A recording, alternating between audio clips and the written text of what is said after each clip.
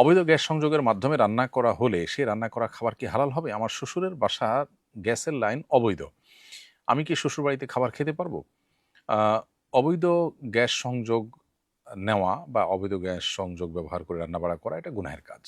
এটা সুস্পষ্টভাবে জাতীয় সম্পদ আ এর হক নষ্ট করা শামিল, চুরি করা শামিল। আপনি আর কারো কাছ থেকে চুরি করে আ আপনার কোনো কিছু আনলেন, সেটা যেরকম গুনাহের কথা, এটাও এরকম গুনাহের কথা এবং পরিষ্কার হারাম। এজন্য এই কাজ যারা করছে তাদের আল্লাহকে ভয় করা উচিত। কোনো যুক্তিতে এটি হালাল হতে পারে না। বিধায় একজন মুসলমান এটা করতে পারেন না।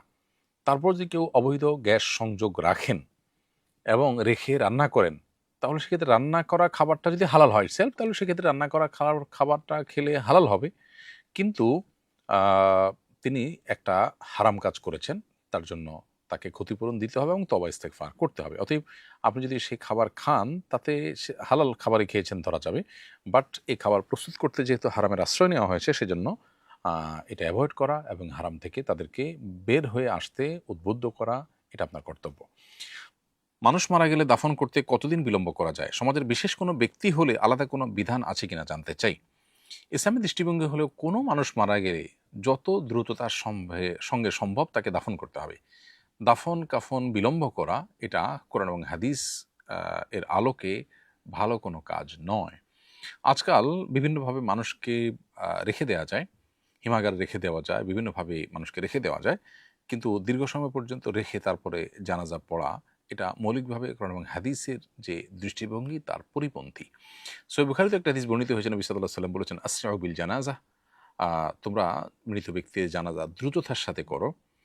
কারণ ফাইন তাকু সালেহা, কারণ যে জানাজাটি, যে লাশটি যার, তিনি যদি ভালো মানুষ হয়ে থাকেন, ফাখাইরান তুকাদ্দিমুনহা ইলাইহি, তাহলে সেক্ষেত্রে তাকে জান্নাতে যেতে তুমি বিলম্ব করাচ্ছ, দেরি করি।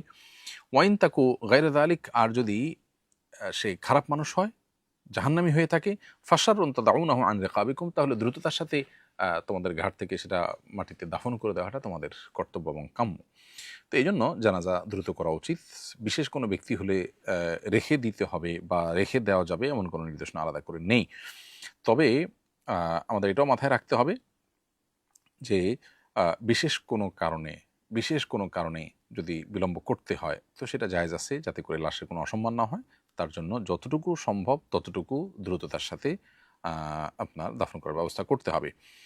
আ খুব বেশি বিলম্ব করা খেলাফে সুন্নাহ এবং মাকরুহ কাজ। নবী সাল্লাল্লাহু আলাইহি ওয়াসাল্লাম বলেছেন, ইযা মাতা আহাদুকুম ফালা তাহবিসুহু ওয়া আসরিউ বিহি ইলা কবরিহি। তাবরানীতে হাদিসটি বর্ণিত হয়েছে। তিনি বলেছেন, কোন মানুষ মারা গেলে তাকে দ্রুততার সাথে জানাজা দাও এবং তাকে তোমরা আটকে রেখো না, দ্রুততার সাথে তাকে কবরস্থ করো। এটা ধনী গরিব এবং সাধারণ মানুষ এবং প্রভাবশালী সকলের জন্য একই মাসআলা। এজন্য খুব বেশি বিলম্ব করা অনুচিত।